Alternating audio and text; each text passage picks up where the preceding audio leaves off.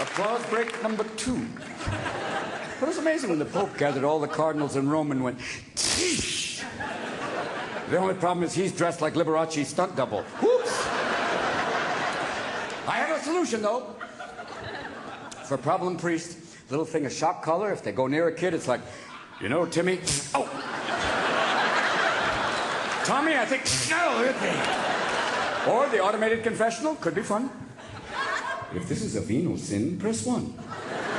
If this is a carnal sin, press 2. If this is cardinal law, please stay on the line. Because you have to remember, it's not just a sin, it's a felony. So we have to keep track. Now, you have one other thing.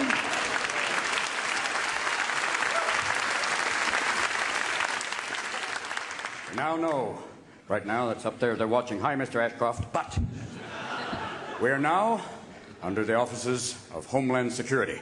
Tom Ridge will come out every so often and go, "Today's a blue day." No, orange. Red. And they had to be very careful picking that name, Homeland Security. You couldn't say Fatherland because a lot of old Germans are going, "That's a good one."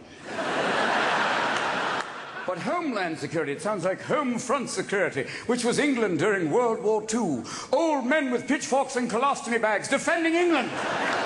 There they were. I captured Rudolf Hess personally. I threw my colostomy bag, covered him in shite, and said, "Get out of that fucker, you fucker. Get out!" There I did. And I also find out now that Winston Churchill, one of the greatest orators of all time, may have been so fucked up on cognac and champagne that he didn't do some of his great speeches. They were done by a man from the BBC who also did Winnie the Pooh. "We will fight them on the beaches, in the air, on the land. Eeyore and Tigger."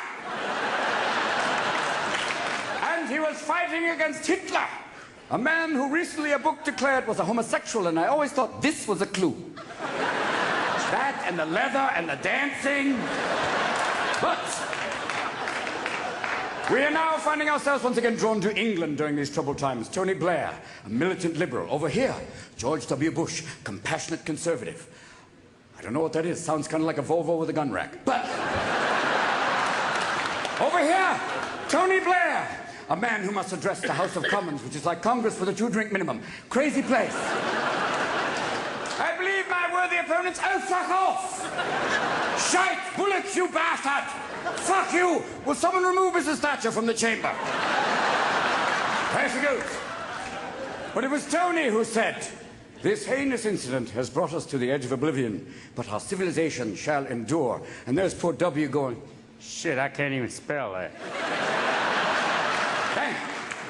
Because you look at Bush and you realize it's Bush 2.0, okay?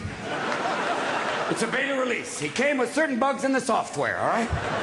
He'll go, "This country will not be taken hostile." Oops, delete, delete, hostage. Okay. And then you look at him and you realize he does have a short attention span. He'll be going, "Our economy is oh, look at the kitty." But he kind of reminds me of the guy in college with a towel going, "Gotcha." But you just don't want him to drive. Oh, but you realize some men are born great, some achieve greatness, some get it as a graduation gift. That's okay. Historically, you must look at it from a historical perspective, though. He's George II, the boy king. A man we thought could only lose, but somehow won because of confused Hebrews. Yes! It is that. And notice this, my friends. W doesn't speak while Cheney's drinking water. Check that shit out. That's why, baby. When everything went down, they put W out there, but they protected Cheney. It's like me and my shadow government. And remember that Cheney who had angioplasty? Most people wait till it kind of heals. He was like, "I'm perfectly fine. I'm okay." And there's Ashcroft in the back going, "Work the arms, you asshole, work the arms." Folks, you have to remember, here's the drill. You have to remember, John Ashcroft is a man who lost to a dead man in Missouri. Can't forget that. Choices in Missouri were John Ashcroft, dead man. And people in Missouri went, I'm sorry, John, the dead man scares me less than you do. So, gotta know it. Here's the drill for me. You know, it's strange, but I know this. It doesn't scare me that W waved at Stevie Wonder. That's okay.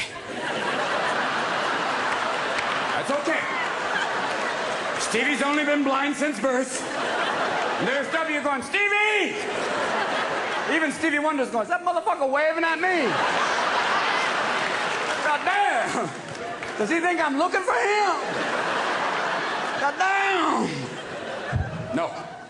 What scares me is that W almost died from a fucking pretzel. We have billions of dollars in national defense. They want billions more for national security to up the stakes. And he almost fucking goes down from snack food. Secret Service are going, game's over, man! Gilligan's down. Gilligan's down. Step away from the chip, sir! Do we have to have people go, hydrate, you bastard, hydrate? His own dogs didn't give a shit. They were licking him for the salt. Hey. What is it, boy? You need a dog that cares. A dog like Lassie who would go, woo, woo. Woo, woo. What's wrong, Lassie? President swallowed something and you did the Heimlich? Woo, woo. What else, girl? Woo, woo, woo, woo. Mr. Cheney's meeting with the Enron people? An Enron employee, Secretary of the Navy? What about the Harkin loan? Sorry, girl, we're gonna have to put you down. Oh, Kenny boy, the feds are coming. I'm winning on a Monday and my stocks were gone. Enron, run, Enron, run. Oh! Welcome, boys and girls, to Disney's new ride, Investment Pirates of the Caribbean. Your money checks in, it doesn't check out. We have to know this, my friends. You know this. Sometimes you catch George unprepared. He says unusual things. Like the first day they said, Mr. Bush, what are we going to do? He said, well, we're going to go after these folks and conduct a crusade. And everybody in the room went, ooh. Ixnay on Ukraine say. All throughout the Middle East, Allah Akbar! Shalom Aleichem! Hide the women and children in the number 0. They're coming! And you can't bomb the Afghanis back to the Stone Age because they'll go, upgrade, fuck. Now, today's bombing raid has enlarged the hole from yesterday's bombing raid. We have moved rubble from here to here. Wrote in the upper right-hand corner, possible member of the Taliban or concubine, we are not sure. We did fire the $100 million cruise missile up its ass and were successful. Operation Extreme Redundancy is carrying on. Now, then we started to drop bombs. Food, bombs. And here's the fun part. Some of the bombs were little yellow bombs, and the food packages were little yellow packages. So now you're playing Survivor, the real game. It's like, okay, Bob, I was here yesterday. I'm going to go for this one today. And what was in those packages? Pop-Tarts, peanut butter, and all you need is a honey-baked ham, and you got a redneck Christmas. But who dropped the honey-baked ham on the Muslim pipeline? Idiot. Nah. Why are we dropping Pop-Tarts and peanut butter on Afghanistan? Number 1, tastes a shitload better than dirt. Yes.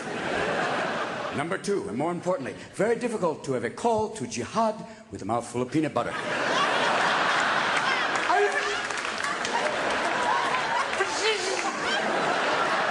Secondly, or thirdly, for those keeping track, Afghanistan is a hashish smoking culture. And anyone who's ever been a friend of the hookah will go, Pop-Tarts.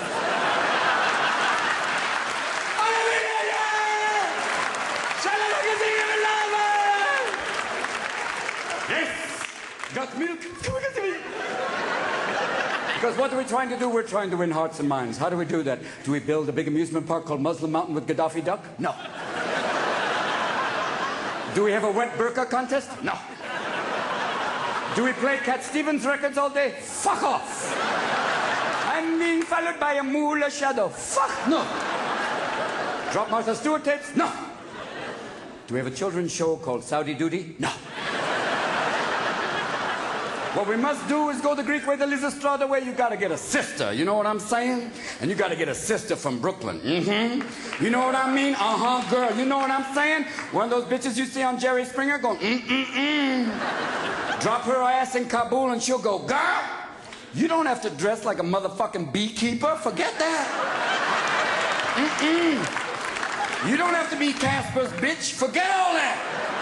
Take off that hefty bag, girl. And if he picks up a rock because you're talking to another man, you pick up a bigger rock and say, Shiite has hit the fan, motherfucker.